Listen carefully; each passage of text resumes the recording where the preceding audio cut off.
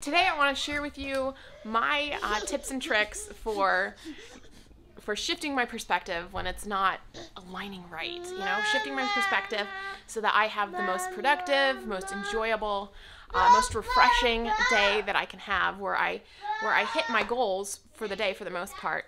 But it doesn't leave me feeling totally drained. You know, I actually feel rejuvenated by it. So I want to share with you what I do to do that.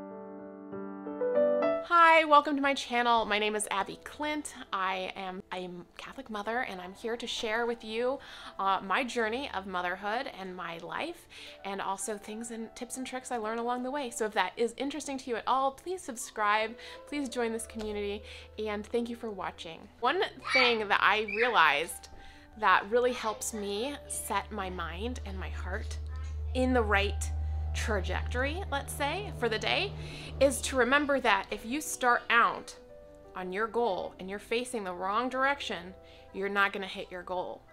So although you might have your goal out there, you know what it is, you've set, point B, where you're headed, you know what it is. If you don't align yourself where you are at point A, if you don't set up the right trajectory, and to throw this trebuchet, you're not going to hit your goal. So when I am starting my day, I remember that my heart needs to be aligned with God's will. That has to be the first step in changing my thought patterns, in changing my my mindset from one where it's a little disorganized, disoriented, dragging down, negative. If I want to get out of that slump, I have to realign my heart with God's will. Okay, that's essentially what I do. And how I do that is pretty simple. I have to remember and remind myself that the goal is love. And I have to remember what love feels like in my heart.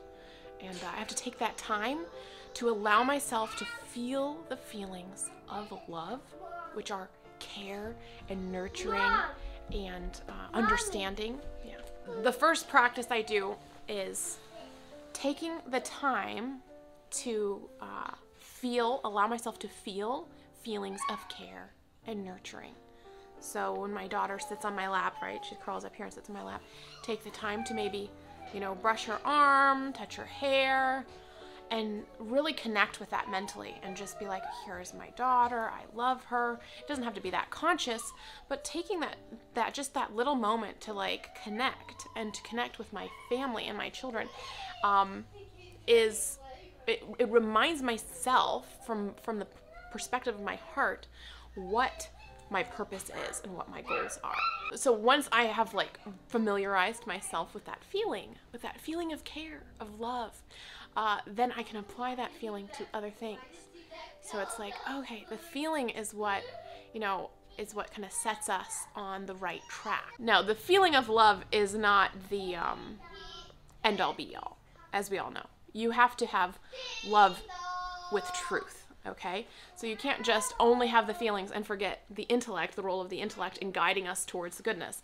But we can't neglect our hearts, is what I'm saying. And putting our hearts first and reminding our hearts what love is like, what connection feels like, helps set us on the right course as mothers, as wives, to project and carry through that love into our homes, into our life. All right, so that is one thing I've found very helpful for me. I apply this to myself now as well. I didn't used to. I used to, because love is other focused, so it's hard to love yourself. I think, at least it's been hard for me, because to put focus on myself immediately makes me self-conscious a lot of the times. And I get anxiety and I get I get all that negative emotion, and it throws me off a little bit.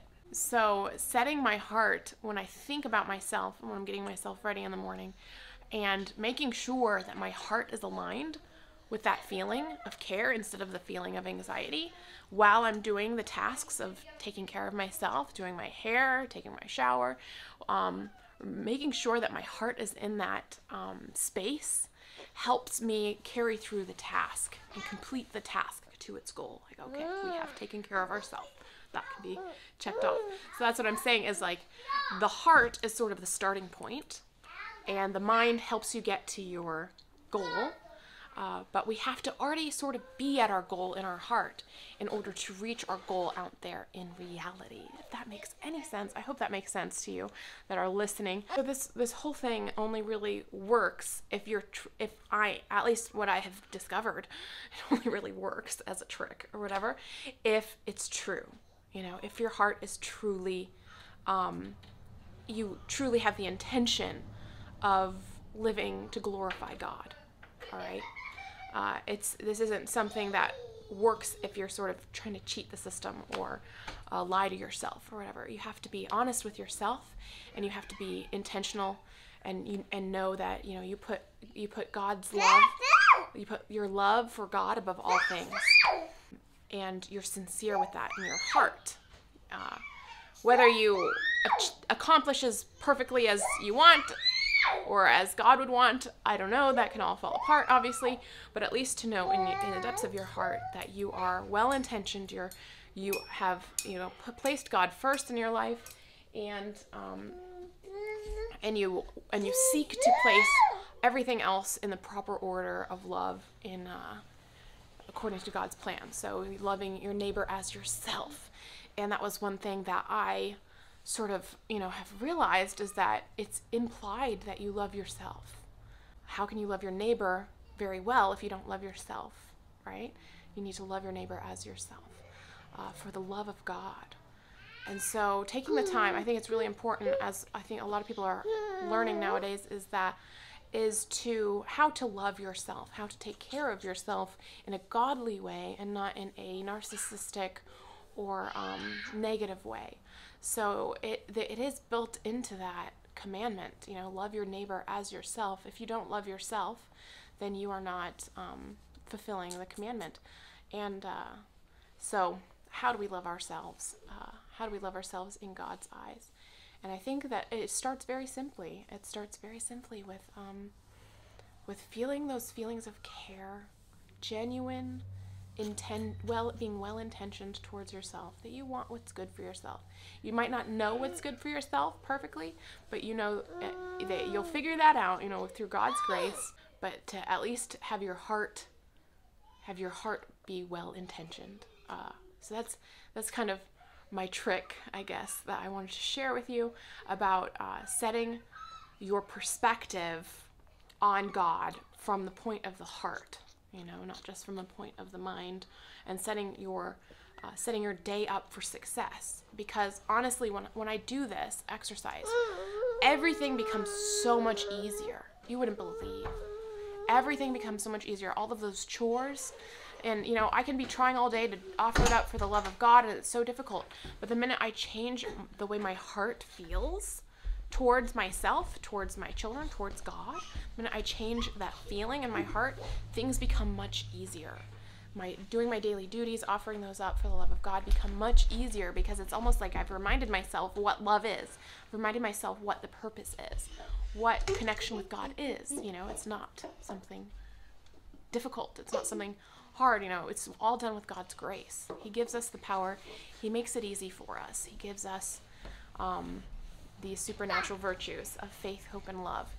These are all gifts for us, which is why it's so good to have, gratitude for these things. All right, so I'll do a different video on gratitude one of these. With that said, I think we should say goodbye. Can you guys say goodbye? Thank you for watching. Here. Bye. Bye.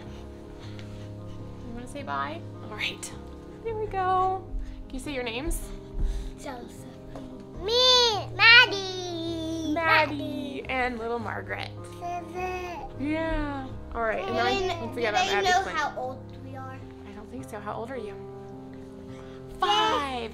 How old are you? 3. How old are you? 1. One finger. Good job. 1. All right. You guys have a wonderful day, and I will see you in a future video.